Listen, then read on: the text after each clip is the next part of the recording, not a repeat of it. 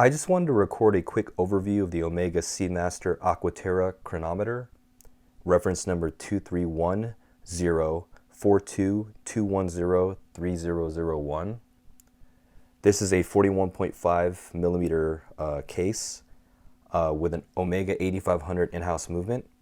As you can see here, it has the blue teak dial. It's a very striking blue. It has a great hue in various lighting conditions, whether it be bright or dim. It's really nice out in the sunlight, but I'm recording this indoors with artificial lighting.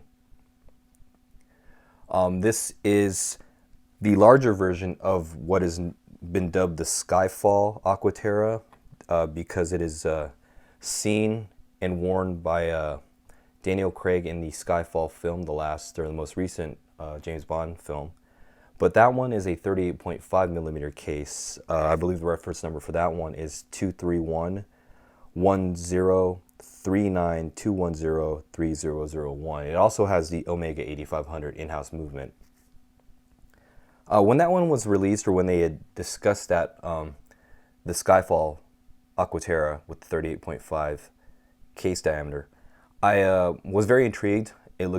The blue looked great in photos, and I wanted to go try it on. And I assumed that on me, with 7-inch wrists, that the 38.5 would be sufficient for me. And considering that Daniel Craig wears it in the film, I figured it would fit fine on me. So I went to the boutique, the Omega boutique, and I tried one on. And for some reason, I just didn't like the way the 38.5 looked on my arm. I wasn't very, I guess, enamored with it at all, as I thought I would be. So I decided to take a pass on it.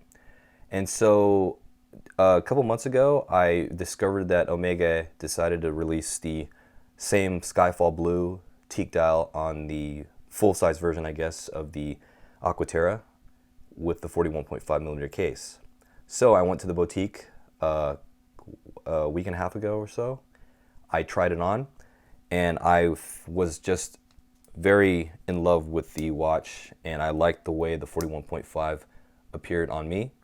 For some people don't like larger cases. Some people prefer smaller watch case diameters.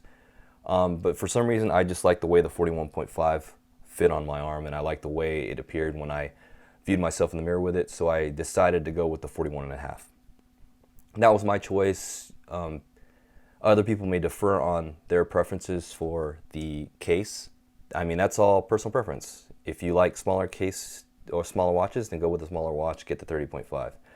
But as far as this watch is concerned, the Aqua Terra, definitely got to try the blue. If you've never seen this in person, definitely go to a boutique or the authorized dealer and check out the blue dial. It is very stunning.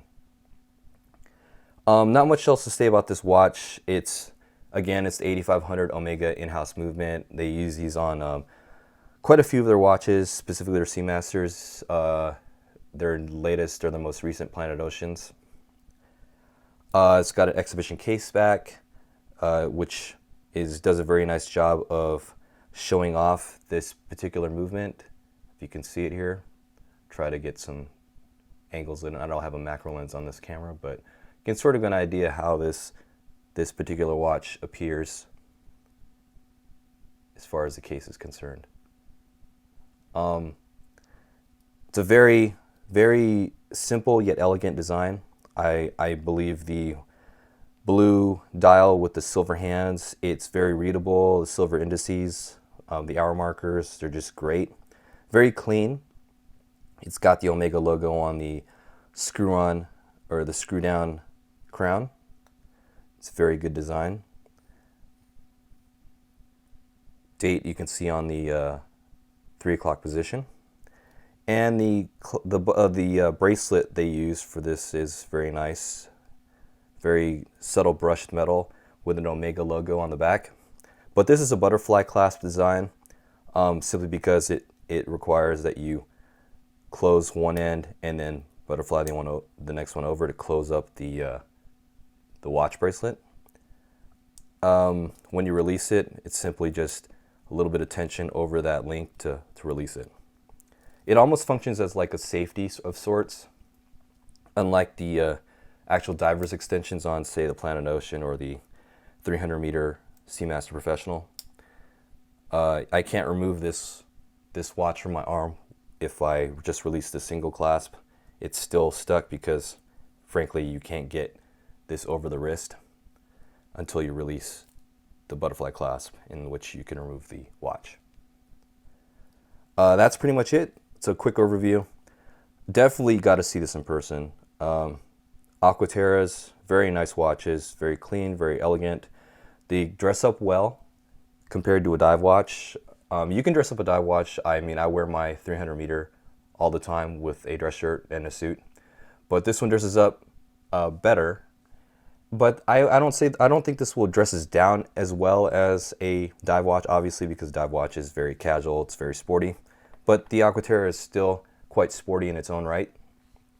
So if you're looking for a watch that can fit the bill for everyday use, both in the office and outside, like on the weekends, definitely give the Aqua Terra a try. Definitely got to check out the blue dial. The Skyfall Aqua Terra color is just beautiful.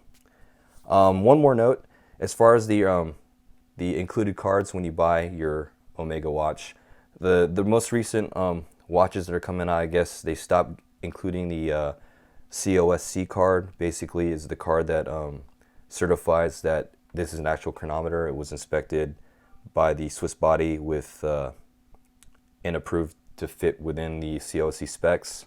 But the COSC is reflected on the logo on the card itself that they include with the pictogram card. So rest assured it is a chronometer and you have that certified accuracy.